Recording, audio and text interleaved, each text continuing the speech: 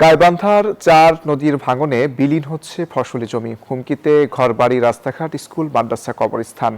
ফসলি জমি হারিয়ে দিশেহারা কৃষক। কৃষি বিভাগ বলছে ক্ষতি পুষিয়ে নিতে তালিকা করে প্রয়োজনীয় ব্যবস্থা নেওয়া হবে।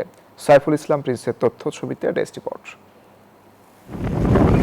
চোখের সামনে নদীগর্ভে বিলীন হচ্ছে ফসলি জমি, ঘরবাড়ি, আর অসহায় চোখে নিজেদের সর্বনাশ দেখছেন গাইবান্ধার নদীপাড়ের বাসিন্দারা।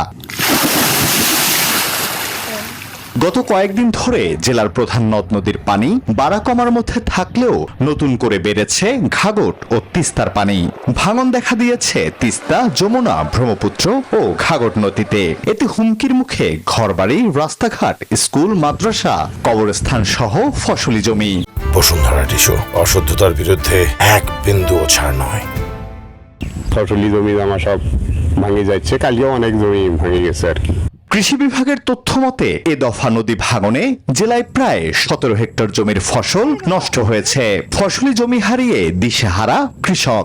আমার আবাদি জমি ছিল প্রায় 3 বিঘের মতো, যেটা দিয়ে আমি জীবন যাপন করে চলতাম, যা দিয়ে আমার আয় হয়ে আমার সংসার পরিবার চলতো, সেটাই চলে গেছে। তার কারণে আমি তো বাদ বসি, একেবারে নিশ্চয় আছি, কোনো কর্ম আমার বর্তমান নাই। এখন আমরা নদী ভাঙি চাই, আমাদের ঘরে যেন আর ভাঙ্গা ভাঙ্গি হয় না। প্রণোদনার মাধ্যমে তাদের ক্ষতি পুষিয়ে দিতে নদী ভাঙনে ক্ষতিগ্রস্ত কৃষকদের তালিকা করছে কৃষি বিভাগ। আমরা এইসব তালিকা করতেছি। সামনে রবি সিজন বিভিন্ন ধরনের প্রণোদনা আসবে, সেই প্রণোদনায় আমরা চেষ্টা করবো যাতে নদী ভাঙনের কারণে যারা ফসলের ক্ষতিগ্রস্ত তাদেরকে অন্তর্ভুক্ত করে। গাইবান্ধায় প্রতি বর্ষায় ভাঙনে ক্ষতির মুখে পড়েন হাজার হাজার মানুষ। ফলে স্থায়ী ব্যবস্থা নেওয়ার দাবি এ অঞ্চলের মানুষের।